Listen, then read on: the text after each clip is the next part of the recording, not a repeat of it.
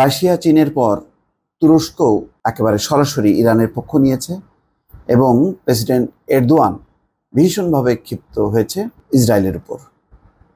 এই খবরে বলা হচ্ছে ইরানের হামলার জবাবে পাল্টা আক্রমণের প্রস্তুতি নিয়ে রেখেছে ইসরায়েল। তারা মিত্রদের সবুজ সংকেতের অপেক্ষায় আছে। এ নিয়ে মধ্যপ্রাচ্যে নতুন করে চাপা উত্তেজনা বিরাজ করছে। এ সময় কড়া ভাষায় ইসরায়েলের সমালোচনা করলেন তুরস্কের প্রেসিডেন্ট রিসেপ তাইয়েপ এরদোয়ান। মঙ্গলবার মন্ত্রিসভার এক সভা শেষে আঙ্কারায় সংবাদ সম্মেলনে এরদোয়ান ইরান ইসরায়েল নিয়ে কথা বলেন। এতে চীনের পর তুরস্কের মন্তব্য ইরানের পক্ষে গেল। রিসেপ তাইয়েপ এরদোয়ান বলেন, ইসরায়েলের প্রধানমন্ত্রী বেনিয়ামিন নেতানিয়াহু ও তার সরকার মধ্যপ্রাচ্যে উত্তেজনার জন্য দায়ী। তার মানে সরাসরি কিন্তু দায়ী করলেন নেতানিয়াহু বা ইসরায়েল সরকারকে, যে মধ্যপ্রাচ্যে যে এখন উত্তেজনা চলছে, কোনোভাবে থামছে না, এর মূল কারণ হচ্ছে ইসরায়েল সরকার।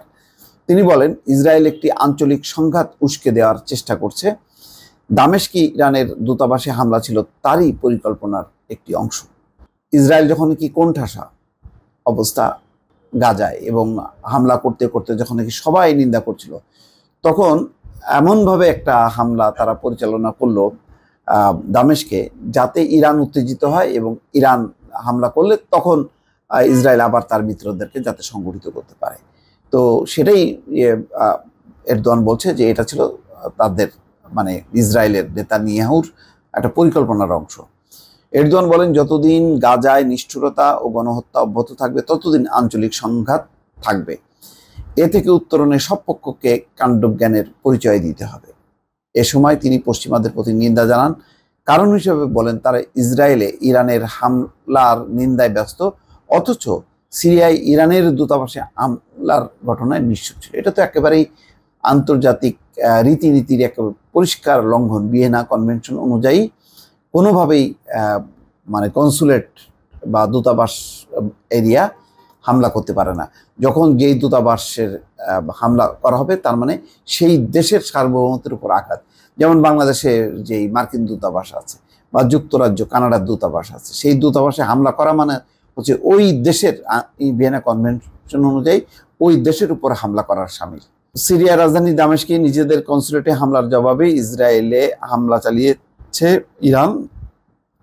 গত শনিবার রাতের এই হামলায় শত শত ড্রোন ও ক্ষেপণাস্ত্র ব্যবহার করে দেশটি। ইরানের নজিরবিহীন হামলার জবাব দিতে দেশটির উপর সম্ভাব্য হামলার প্রস্তুতি সম্পন্ন করেছে ইসরায়েলের বিমান বাহিনী। সোমবার ইসরায়েলি স্থানীয় সংবাদ মাধ্যমের এই তথ্য দিয়েছে তুর্কি বার্তা সংস্থা আনাদলু। এতে মধ্যপ্রাচ্যে নতুন করে উত্তেজনা বিরাজ করছে। ইরান বলছে তারা নতুন করে উত্তেজনা চায় না, তবে আক্রমণের শিকার হলে সেকেন্ডের মধ্যে ব্যবধানে তার জবাব দেওয়া হবে। বিষয়টি নিয়ে সোমবার ইরানের পররাষ্ট্রমন্ত্রী হোসাইন আমির আবদুল্লাহিয়ানের সঙ্গে টেলিফোনে চীনের পররাষ্ট্রমন্ত্রী ওয়াং ইয়ের কথা হয়েছে। ওই ফোনালাপেও ইসরায়েলে হামলা ও পরের পরিস্থিতি নিয়ে একই অবস্থান জানায় ইরান। পরে চীন বলে, ইরান তার সার্বভৌমত্ব ও মর্যাদা রক্ষা করে পরিস্থিতি ভালোভাবে সামাল দিয়েছে বলে চীন বিশ্বাস করে। এর মাধ্যমে মধ্যপ্রাচ্যে আরও উত্তেজনা এড়াতেও ইরান সক্ষম। এর আগে রাশিয়াকে অনুরোধ করেছিল ইসরায়েল যাতে এই হামলার নিন্দা জানানো হয়। তখন আবার উল্টা যেই রাশিয়ার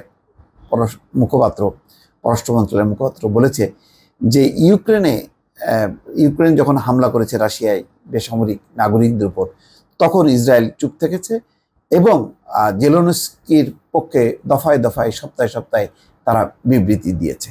সুতরাং এখন কোন লজ্জায় তারা বা কোন ইয়েতে আশায়, কোন আবদারে তারা আবদার করছে, যে কিসের আবদার, যে তারা চায় যে মানে রাশিয়াও নিন্দা করুক ইরানের হামলার।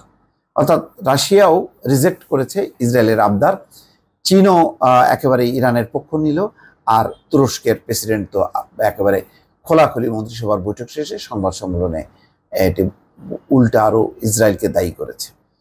দর্শক, ভালো থাকবেন। আল্লাহ হাফেজ।